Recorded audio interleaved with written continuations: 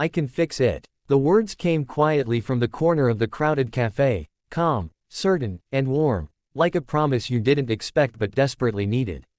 The woman turned around, her eyes red from tears she tried to hide behind expensive sunglasses. Everyone in that cafe recognized her, Claire Morrison, the young CEO of Morrison Tech, a billion-dollar company on the verge of collapsing under scandal, burnout, and betrayal. She had come there alone, looking less like a corporate giant and more like a lost child who'd just learned the world wasn't as kind as she thought.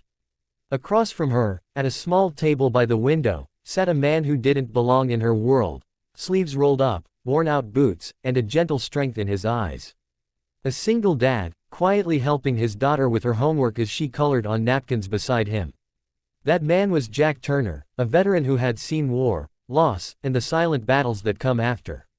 He didn't carry titles, but he carried something more, wisdom carved by life itself. When he said, "I can fix it," he wasn't talking about her company. He was talking about her. If you've ever felt broken, if you've ever reached the top and still felt like you were falling, stay with this story. Because what happened next changed not only her life, but his, and might just change yours too. And hey, before we begin, hit that like button and subscribe if you believe second chances are real, and that sometimes, the hero you need doesn't wear a suit, he just shows up when you've lost faith. Claire didn't respond at first.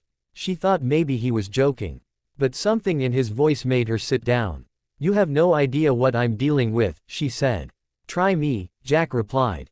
And so, between sobs and silence, she told him everything, how her company had grown too fast, how partners she trusted turned greedy, how employees left, how she hadn't slept more than 2 hours a night in weeks.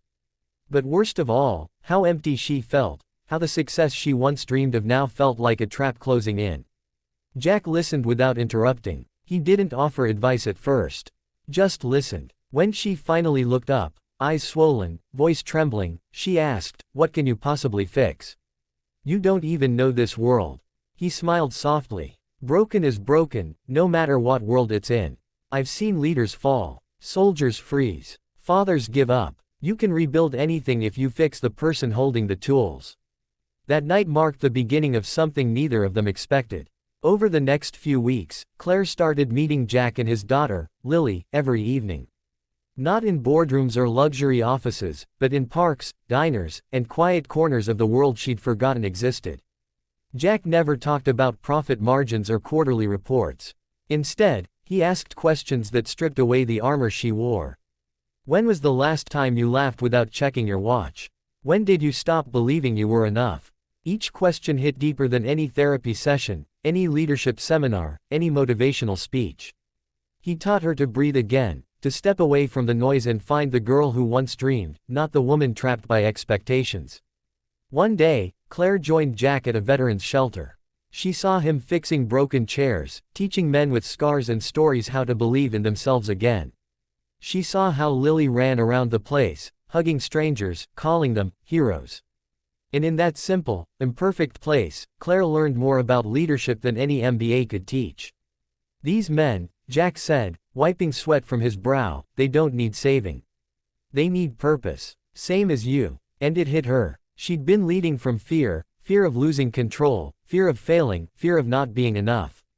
But Jack, he led with love, with faith, with the quiet courage of a man who'd lost everything and still chose kindness. Weeks turned into months. Slowly, she rebuilt her company, not with flashy investors, but with people who believed in vision over greed. She reopened doors for veterans, single parents, and people who'd been forgotten by the system. The company stopped being just Morrison Tech, it became Morrison Hope. And one evening, at a charity event hosted in the same cafe where they'd met, Claire stood at the microphone, eyes shining.